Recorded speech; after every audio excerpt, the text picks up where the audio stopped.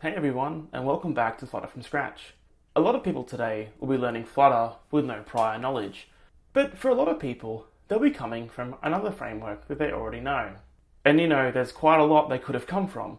We've got Angular, Ionic, React Native, Xamarin Forms, the list goes on. It'd take a long time to go through the differences between all these frameworks in Flutter, so we'll kick off this series by talking about how you can learn Flutter when all you know is Angular.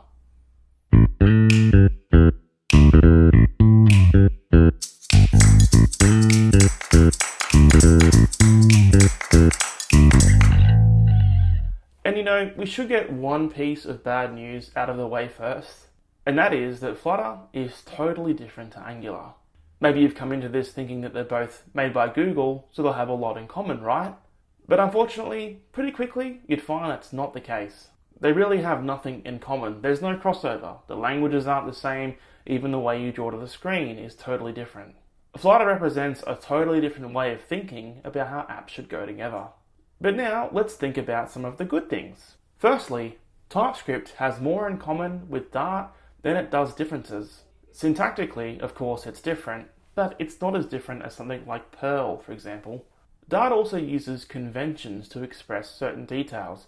For example, in TypeScript, you would use the private keyword to indicate that a variable is private, whereas in Dart, you just prefix it with an underscore. We'll get into some of these examples in detail a little bit later on in the series though. Secondly, a lot of the core concepts for packages you might use remain the same. For example, in Angular, maybe you use ReactiveX for your subscriptions or your subjects and things like that. Well, ReactiveX also makes the same sort of package for Flutter, and your subscriptions and your fork joins all remain more or less conceptually the same. Thirdly, you'll probably even wind up using the same editor. A popular choice for Angular developers is Visual Studio Code, and of course VS Code has great support for Flutter development. But if you pay for WebStorm like I do, you might be better suited to using Android Studio, which is based on IntelliJ IDEA, and feels quite a bit like WebStorm. And finally, if you use material styles in your Angular app, then you'll be glad to know that these material styles are baked into Flutter right out of the gate. And they look really good too. So now what we'll do is we'll have a look at a simple Angular app that I created called Developer Recipe Book. I mean, if you're watching this video, you probably already know Angular, so I'm not going to go into detail with how I made this demo app. It'll help us to understand some of the key differences in how we bootstrap our app, how we draw controls to the screen, and how we do some basic navigation. So let's make a start by looking at this sample app so we know what we're dealing with. So this is the app that we'll be trying to recreate in Flutter today. And as you can see, it's really simple. It's just a developer recipe book that I put together in a few minutes. We have 3 recipes, and if we go ahead and open a recipe, we'll see a picture of it, and then we'll see a list of how to make that very underwhelming recipe. It's pretty simple, but there's a few aspects here. We have obviously some data that we're pulling from. We're using our Angular material for our buttons and for our styling, and we also have some routing. So just these few simple concepts which we'll dive into and have a bit of a look at and how we're actually doing this. To get started with though, let's have a look at how this actually works in the Angular project. Now I know that you're probably watching this video because you already know Angular, so I'm not going to go into this in too great a depth. But a few simple things we'll look at first. So our data comes from just a really simple file that contains all our recipes in it. We've defined an interface so we can see the type of this data. And then we've also defined the individual recipes, including the steps and things like that. And as we know, our Angular app gets configured for startup in our app module file here, where we configure all the components that we're including in our project, and we also inject all our dependencies. So as we know with our app, we have a simple list of recipes. The way we achieve this layout is that we have a material card. We use ng4 to loop through an array of these recipes. In here, we then have a div, and then we use the flex layout. Within here, we use fxflex for our picture to take up 30% of the available width. And we also have a div here that's configured to take up 70% of the width here. The result is, as we know, we have our picture of the recipe, and then we have our options over on the right. We have the header here to show the name of our recipe. We have a button here that navigates to a certain path. Unfortunately, something's up with my WebStorm, so it shows these things as not recognized, but we're just going to have to ignore that for the time being. So just looking at some of the data that backs this form, it's pretty basic. We just have an available recipes variable which pulls from our static data that we saw before. As we saw with our sample app though, when we come into a recipe and we hit open recipe, it routes us to a new area within our Angular app where we get a list of steps and so on and so forth. To accomplish this, we're also passing in a variable here for the route. So in this case, we're accessing the recipe with the ID of 1. So if we look at how that works within our code, obviously if someone's here on our page and they click on the button here, they're going to get routed to the inspect route, and we're also going to pass in the ID of the recipe in question. And that inspect component is within here. If we open up the component, we can see in here that we're declaring a simple recipe. We then get a list of the available route parameters, and then we assign the active recipe that we should be using, simply by getting the ID parameter out of the route. In turn, when this is finished loading, then of course we have our material card, and we have this very simple layout. We have a material card title and a subtitle to bind the material card title into what we have here. And then of course, for our steps, we have an ng4 which iterates through the steps within our recipe and gives us the step number and gives us the step itself. The last point we're talking about is of course the routing within Angular. Probably very familiar with this. We have our recipes component for people who are just coming to boot their application, and then we have the inspect route as well, which applies that parameter of ID. And that's pretty much it. As we can see, it's a really simple app, but that'll mean it'll be easy for us to remake this in Flutter. So let's see how we can do that now. So that's what the Angular project looks like. So let's take what we know about Angular and try and apply it to creating the same thing in Flutter. In my case, I'll use Android Studio to create this app. Let's make a start. So to get started with our Flutter project, the first thing we'll do is we'll use the flutter create command to create our sample application. After this, we can now just simply move into that directory, see our project files there, and we'll just go ahead and we'll just run flutter run on this brand new project. Choose Mac OS. After that's complete, we can see here we have a Flutter sample app. You've probably seen this 1,000 times, just a simple app with a counter. So that's just to make sure that our app builds and runs on our current computer, but we can go ahead and close that now. Now what we'll do is we'll just go ahead and open it up in Android Studio. So when it first loads up, you'll get a screen that looks like this. Normally I tend to expand out this project tab on the side, and up the top I hit this little arrow here and then click on project. The reason for that is because all the files to do with the Flutter project, and this is an easier way to see how your project goes together. We can see here that we have our main.dart file. Normally what I do is I normally just delete everything from about line 32 onwards. The reason for that is because you're left with all the bits that you really need to make a Flutter app. You have your material tooling and the default themes, but you essentially just take out the bit of the app that works as the counter. As we can see here, we don't have a home page anymore. We'll leave that for now. The first step in recreating our developer recipe book in Flutter would be, of course, to create the shared data. I'll go ahead and hop into the lib folder and make a new package. Now, when I first started using Android Studio, I spent a long time on this screen looking for the new folder option. It doesn't exist. It's called new package. It's a little bit unfortunate, and it's more things to have to remember, and that's a shame. I think it's a holdover from Android Studio being used mainly for Android apps, and I think in Java packages came into it quite a bit. At any rate, we just need to think that whenever we see the word package, all it's really doing is creating a new folder. So I'll create a new folder and I'll call it data. In here, I'll just create a new file, a new Dart file, and I'll just call it recipes. So the first thing we need to do, we need to define the various properties for our recipe object. So I'll go ahead and I'll create a new class. We'll need a name, we'll need a way to reference the picture, we'll need a list of steps, and finally, we'll also need an ID for the recipes as well. So super quick, there's a couple of things we should be aware of here. For starters, in Dart, the string object has a capital S.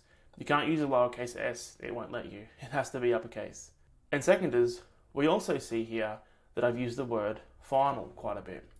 Final just pretty much means that that variable or that property is read-only. We can set it once when we instantiate or create that object, but we can't change it again after. We also see as well that I have a bunch of red squiggly lines underneath all these properties. This is because Flutter uses null safety. I've created a class here, I've set up some properties, but I haven't told Dart what it is that I would like to do with them. Fair enough, I've specified they belong to this object, but I haven't said how they're being assigned. So at runtime, they could be null, and they could be something that we didn't mean to occur. Fortunately, in Android Studio or even VS Code, this is easy fixed by simply hovering over the object and then going to More Actions, and then just going Create Constructor for final fields. This, of course, gets rid of all our squiggly lines and creates a constructor where all the properties for this object are assigned. The next thing we need to do now is work out a layout for how we can lay out our application to display these recipes. Now I'll need to define some recipes for our app to actually use. So I'll just go ahead and do that now. So what I've done now, I've gone ahead and set up the static data for our application. So some of this syntax looks a little bit weird. So we have here a list of recipes. If I hover over, we can see that Android Studio's worked out that that's the correct type and it's got it right. How it's done that is because we've specified the type of recipe, of course, and then we've just added in a square bracket. From here, then we've just typed in essentially a recipe constructor and then specified all the parameters. One of the strangest things about going to Dart for me was the absence of a new keyword. I mean, you can use it if you really want to, but when you do it, you'll get a warning and it'll be like, hey, you don't have to use a new keyword anymore. It's really just syntactic sugar, but it does save a bit of time not having to type new all the time. So that's a very small language feature. Another thing we see in this file is how simple Dart can be to write. And simplicity can be a two-edged sword, but as we can see here, we just have a class here, and then outside of my class, I've just written a recipes object. So Dart doesn't have things like namespaces or even the export functionality that Typescript has, and as you'd be used to in Angular. If you want something, you can just write it in a file, and if it has an underscore in front of it, then it's private, but if there's no underscore, then it's public. One last thing I'll talk about in this file is that in Android Studio, you can enable the feature to format your code on save. Now, whether you should or shouldn't do this is really up to you. Obviously, if you're using a file and you save it and it formats it and you check it in, that can have issues for source control. But if you're just a sole developer working on your own stuff, it can make your code surprisingly readable. Really quickly, I'll just show you how this works. We can see here that we have a list of 4 items in our list, and they all have a comma on the end. If I remove the comma from the last item here and hit save, then Android Studio will format the file and put it all on the same line. But if I'd like to have them all on separate lines, I can just add a comma on the end of that list, save it, and it will automatically format those lines and put every statement on a new line. Now that we've got all this, let's have a look at how we can create our main recipe screen.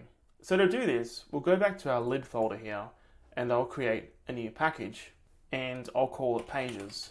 Now in here, I'll create another Dart file and I'll call it recipes. Now within here, of course, we just get a totally blank, pristine file, but I can just type in STL and eventually I'll get the suggestion for a stateless widget. If I press enter, we'll get all the boilerplate that we need for the stateless widget. So I'll go ahead and I'll type in recipe page and hit enter. We still have some squiggly lines, and that's just because we don't have the required imports in this file. So again, we'll hover over container, for instance. We can just hover over our container and go to the left and hit the light bulb, and then we'll get an option of what to import, either Cupertino, material, or widgets. For me, I normally just import widgets because it seems like the most core library. Once we've done that, that page will now render. It won't render anything because it's just a blank container, right? So I'll hop back into our main.dart and we'll come down to where this little squiggly line is, and I'll replace this with the recipe page and hit enter. It'll turn up and it'll automatically import it because it knows where that widget is within our project. Now that we've done the bare minimum for our project, I'll actually go ahead and I'll start it up. Choose macOS, hit the debug button, and we'll just give it a second. We can see this is a really underwhelming app. We have the title bar and there's nothing here, and we just have our little debug banner on the top right hand corner. So the layout of our old application was essentially in a column. We had things one on top of the other, right? So we'll go ahead and we'll recreate that look in this here. So the layout of the app that we had previously had pretty much all our recipes on a column with one stacked on top of the other, right? So that's the layout we'll try and replicate in the app that we're creating today. So one of the things I really like about Flutter is that in Angular, you'd have to know HTML, CSS, and of course TypeScript. HTML for your markup, TypeScript for your business logic, and CSS for your styling. But in Flutter, it all just happens in Dart. You style your app using Dart, you do the layout using Dart, and you do your business logic in Dart as well. So that means if you get really good at Dart and only Dart, those benefits will flow throughout your entire application. So in terms of making this layout, we can see here that straight up we're just returning, for our recipes page, where we used to return a container, now we're returning a column. So that's just basically a stack of widgets, one on top of the other. So within our column here, what we would like to do next, we'd like to convert our recipe data into widgets, which can be rendered by Flutter. To accomplish that, first we'll access the recipes, which we defined in the other file, hit enter on that, and then we'll hit dot, and then we'll go map. The map function here essentially just converts the data from one type to another. So for this example, because the outermost widget for each recipe item should be a card, I'll just go ahead and type in card here. Because this expects a list of widgets, I'll also go ahead and type in toList on the end of here. And as we can see, that'll get rid of the squiggly lines because now all our types are okay. Within our card, we'll specify a child, and that child will be a row. And then I'll hit save, which will format it and make it a little bit easier to read. So our row here is the same as a column essentially. It's just essentially a list of widgets. But the only thing that's different is the fact that a row runs your widgets horizontally or east to west, whereas a column will run your widgets vertically or north to south. You'll pretty much use columns and rows to lay out 99% of your Flutter apps. Now, because we're in our row and we're accessing our recipes, we can go ahead and we can specify the fact that we would like to load an asset for this image. And we'll just call it assets slash, and then we'll use some string interpolation to load the image that we would like to load. So within Dart, that's just $, open curly bracket, and then we can access our data. So e.picture. I'll just chuck a comma there as well, hit save so we get the formatting. So we specified our first item within this row. The second item will just be some text saying what the name of that recipe is. Okay, so now I've got that and looks pretty good. Now we'll just go ahead and we'll hop back into our pubspec YAML file here. I'll get a bit more into this a little bit later on, but for now, all we need to do is tell Flutter where it can find our assets, all the images that we've included with the application. So at about this point in the file, because this is where it has the example, we'll just go ahead and we'll add in a new assets key, and we will say we'd like to load the everything in the assets folder, and we'll save that. Android Studio will warn us at this point in time and say, you're trying to include a folder in your app that doesn't actually exist. And obviously, you can't compile that, right? So the next thing to do is, you guessed it, create a new directory and just call it assets. And then we should see that it realizes that folder exists now and stop warning us about it. The next thing we'll do is just drag in those image files that I used in the other Angular project. And I'll just drag them into Android Studio. I'll untick search for references because it doesn't apply here and hit the button. We'll see those images come into Android Studio as we would expect. So now with our assets in that directory, we should be good to run a debug build on our macOS desktop. So we'll launch the app and then straight away it'll look a bit like this, and that doesn't look great at all. But if we come back into our recipes page here, into our image here, for now, let's just manually specify a width of 300 and hit save. And straight away we can see that looks a little bit better already. I mean, we still have this extremely big yellow and black warning bar down the bottom, but all that's saying to us is that we have something in our viewport and it's taller than what the viewport allows. So to overcome this, we just need to come back into this column here and hit this little light bulb and then click on wrap with widget. And we'll wrap it with a single child scroll view. Hit enter a couple of times, hit save. That'll get rid of that little bar on the bottom. And now we can actually scroll this as much as we'd like to. Okay, so that's a pretty good start. We loaded our images and we also have the name of our recipe as well. But we have these black borders and stylistically it looks kind of average. But we can fix that if we hover over this column widget here, and if we wrap this with a scaffold, and if we change this child parameter to body, the next thing we'll do as well is we'll add in an app bar like what we had in the other app, title, the text widget, and we'll just call it developer recipe book, and we'll save it again. As well as adding in this app bar, we'll also hover over the single child scroll view, hit the light bulb, and remove that widget. And we'll click on this column here, and we'll wrap this instead with the single child scroll view. That might seem a little bit strange, but you'll see in a minute why that makes a difference. So now, as our app starts back up, we can see here that we have our developer recipe book, and we also have our cup of noodles. So, as we would expect, just from looking at this and comparing it to our widget layout, we have our scaffold here, which is our topmost widget that we can see. Then within there, we have our app bar, which is for developer recipe book, which just draws a nice looking app bar at the top and gives it the appropriate styling. Now, immediately beneath that, we have our single child scroll view, which tells Flutter that the single child widget that we have here is going to be vertically higher than what would be allowed in the viewport. So because of that, it has to be scrollable. It has to have a scroll view attached to it. So the next thing we'll do is we'll just style this a little bit and take care of some alignment. We can see here we have our list of recipes, but the styling's a little bit wrong. This text should be centered. And what's actually happening is we have our image here, as you would expect, and then we have our text widget.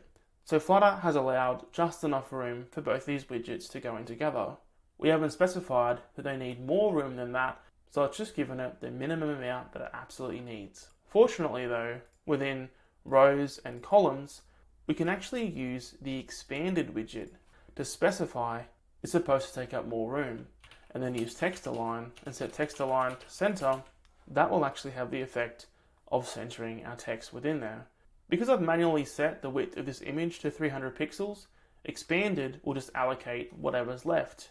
And then within that, the text widget can center within the available space. So that looks a little bit better now. But now we'd like to have a button on there to navigate to the next page. So we'll come back into here and we'll choose our text widget. Again, hit the light bulb, and we'll wrap it with a column because we'd like to have the text, and then under it, we'd like to have the button to navigate to that page, right? So I'll just go ahead and save that. And then underneath our text widget here, I would like to use a thing called elevator button, which is a material button with a bit of a shadow. It looks pretty good. So I'll start typing elevated button, and straight away we can see that Android Studio can see what I'm after. And I'll hit enter to autocomplete. Now straight away we get some suggestions here. Elevated button requires an on-press parameter, and it also requires a child. On-press is pretty obvious what we should do when the user taps on it, and child is, should you show text, should you show a picture, what widget would you like to show here? So for now, I'm just going to add nothing to this on-press callback, and for child, I'm going to add in here, just open recipe. Add a comma there, and save that. And the effect of that is obvious. We have a cup of noodles and a button to open the recipe. If we click on that, we can see we get the nice little material ripple and everything works the way it's supposed to. So now that we've done that, I'll now go ahead and create the page that actually inspects this recipe. So I'll right click on pages here, go new, go to package, and I'll call it inspect. I'll hit enter to that, and then right click on that and go new, and go Dart, and I'll call it inspect. And now we have our brand new blank Dart file. So again, I like the stateless widget, so that's STL, press enter, and then just inspect widget. Hover over container here, hit the light bulb, and import widgets, and then save that as well. Now, thinking about how this was laid out within the other app, where we had the name of the recipe, and then under it the picture, and then the steps, to accomplish a similar thing here, we'd like to use a column layout, because all these things are being stacked on top of each other. Now, thinking about what this page should look like, the outermost widget that should be visible to the user should be the scaffold widget. The scaffold widget just adds some nice material theming to your app, and it also gives you the app bar property, which actually gives you some pretty good navigation powers for free. So I'll specify a title here, and I'll just make a title text, inspect recipe. Add a semicolon on the end and save it, and we get the formatting. Now, thinking about how users get to this page, when they navigate to this page, they normally bring some data with them, which is what recipe they would like to load. When we were doing this in Angular, we passed this in query strings. But in Flutter, we can simply add a property to our constructor to specify what recipe we'd like to load.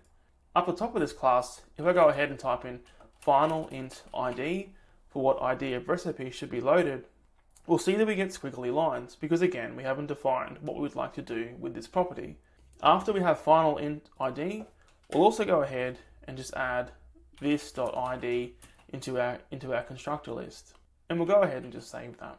So now, coming back to our widget for this page, we can see we have a scaffold and an app bar, and we define what we'd like to show up the top. So now, for the body of our scaffold, which is pretty much what to render for this page, we'll first start by rendering a card. And within this card, we'll use a column to lay out our children in a top to bottom fashion. The next thing we'll do is we'll also use a recipe object to track what recipe is being defined on this page. And we'd hover over recipe here, we can import our relevant library, and then we'll see this little red line come up underneath inspect widget. We don't need to be too worried about that for this example, and then we'll see this little squiggly line come up underneath inspect widget. The first thing we'll do is we'll remove this const keyword for reasons that we'll get into later on, and then we'll add the keyword late in front of that property declaration. Finally, within the constructor for our inspect widget, we'll specify what recipe we'd like to deal with for this widget. We'll do this by simply typing in recipe equals recipe. So we'll say recipe equals recipes. So recipes dot first where. We'll say element dot id equals id. Generally speaking, it's preferable to access data through using an index assessor or something like that. But for this example and for now, this will do. So now we know what recipe we're loading, we can now come back into our scaffold and specify what our body should look like. We'd like to use a card to contain all our items, and within there, we would like to have a column to show the various steps within our recipe. So the first thing within this column is going to be the title of the recipe in question. So text recipe.name, and then we'll save it and we'll get that formatting. The second thing, just for consistency's sake, will be tasty recipe, because that's what we had in the other example. Then we'll have the image of the recipe. So again, just image.asset and then assets slash, and then we use string interpolation to load the appropriate recipe picture. Finally, we need to show a list of steps. So because we're displaying these lists of steps in a top to bottom fashion, we would use, again, a column to display these steps north to south or top to bottom. So we go column, and then we'd have a children property, and we would access the steps property of our recipe, and then we would map these simply into a text object. So now we have all these things, and we have our inspect page put together for our app. Let's hop back into our recipes file, go down to our elevator button, and as we can see, we have our empty onPress function. Now previously in Angular, you'd register routes, and then you would use those routes to get around your application. And that makes a lot of sense. Angular is a web framework. It tries to accommodate to where people could come to your website from potentially anywhere, or use query strings or paths to use your website. Flutter's a little bit different. Because Flutter started out as a mobile development framework, it seems to use the idea of simply just adding new routes onto the navigation stack. So what I mean by that is, in order to navigate to our inspect page, we simply get rid of these curly brackets here, and we replace it with this lambda and say that we would like to use the navigator of our current context to push in a new route or a new page within our app. The route we normally use in Flutter is the material page route. And then we hit enter and we get the builder object, which must be set. We just type in the context here, another arrow here into the inspect widget, and then we'll hit enter. Because our inspect widget requires an ID, we're required to also pass this into that widget. So it's just e.id, and then we'll save it. As well as that, because this line's getting quite long, I can add a comma here and save it, and Android Studio will format the code to make it fit a little bit easier in the space we have available. Now, because we've saved that and we have the app open, we can just click on that button and it'll load up. Fair enough, we have our picture here and the name of the recipe, and we also have our black and yellow bars in the bottom. Again, the reason why we have that, we haven't told Flutter that we expect the content to overflow the viewport. So to fix that, we'll just go ahead and we'll hop back into this inspect widget, scroll down to the card here, and we'll wrap with the widget, and we'll wrap that with our single child scroll view, and then we'll hit save. Once we've done that, we can see that yellow and black bar's gone away, and we can scroll around this page as much as we would like to. One of the things that looks really bland about this page is the fact that we have a card which has some nice shadowing on it. We can't see it because it's right up against the viewport. So if we go back into Android Studio and click on the card here, and if we just wrap that with some padding and save it, we'll see that it just backs off the edge just a little bit. And then of course that looks a little bit better. We can play with these values as much as we would like to give an intended look. And really in Flutter, that's what you spend a lot of your life doing. Whereas in Angular, you'd use a variety of CSS and HTML techniques to get the look that you would like. In Flutter, you're more trying to find the widget or the series of widgets that gives you the look that you would like. Using widgets over HTML might seem a little bit cumbersome or a little bit unintuitive at first, but as we've seen, Android Studio comes with some really good tools that simply let you remove widgets out of the tree and add new ones in without causing too much of a fuss. Another nice thing is because we're using a scaffold here, we get some very basic navigation for free. We're on this page here, we can hit back, we can scroll down to another recipe and open that one instead. Scroll down and so on and so forth. We can also see here that we get a very basic navigation animation, and again we get that for free using the built-in navigation within Flutter. So of course you're never going to ship an application that looks like this. It's way too basic for starters, it looks bland, we haven't thought about the colours or typography or anything. But just to get started out, hopefully it's enough to compare to the Angular project, see how we can draw our UI and how we can do some basic routing. Of course, at any time you can pull the samples from Git and compare them for yourselves. And there you have it, a really simple introduction to some of the key differences between Angular and Flutter. If you're learning Flutter and you already know Angular, you should expect, because of the differences between the two, it's probably going to take quite a few weeks before you understand how to build your apps from nothing. And then probably another couple of months before you make something that people might actually would like to use. But once you know Flutter, you'll hopefully benefit from creating some really good mobile-first experiences. As always, if you've enjoyed this video, don't forget to like and subscribe, and also let us know in the comments of anything you would like to know about. Thanks for watching.